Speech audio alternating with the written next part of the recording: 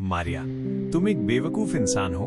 इतना सब कुछ जानने के बाद भी तुम्हें ये समझ नहीं आया कि मैं कौन हूँ, तो ये तुम्हारी प्रॉब्लम है। रहा सवाल मैं क्या चाहती हूँ, तो मैं तुम्हें सामने लगे उस क्रॉस में उल्टा लटकाना चाहता हूँ। फादर इससे पहले कुछ समझ पाते कि तभी मारिया का चेहरा बदलने लगा।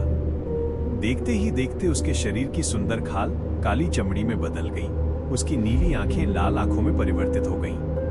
अचानक मारिया के हाथ पैर टेढ़े हो गए। उसकी हड्डियां बेहद लचीली हो गईं। उसके खूबसूरत चेहरे की जगह अब एक बेहद खौफनाक औरत का चेहरा था, जिसके शरीर की खाल जमीन तक लटकी हुई थी।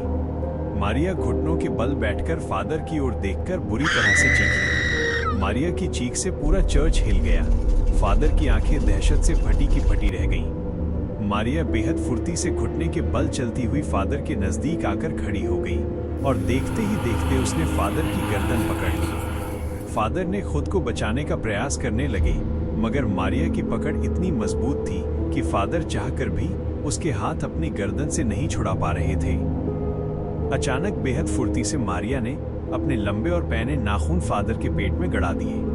फादर की एक दिल दहला देने वाली चीख पूरे चर्च में गूंज गई। कुछ सेकंड बाद फादर का निर्जीव शरीर चर्च के अंदर पड़ा हुआ था।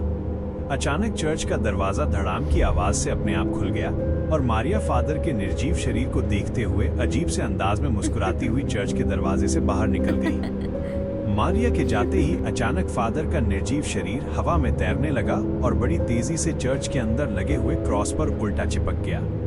फादर विलियम का शरीर क्रॉस से चिपकते ही चर्च का दरवाजा एक तेज हवा के झोंके के साथ अपने आप बंद हो गया।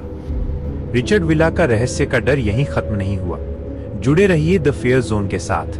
लाइक, सब्सक्राइब और बेल आइकन दबाएं, क्योंकि डर हमेशा बना रहेगा।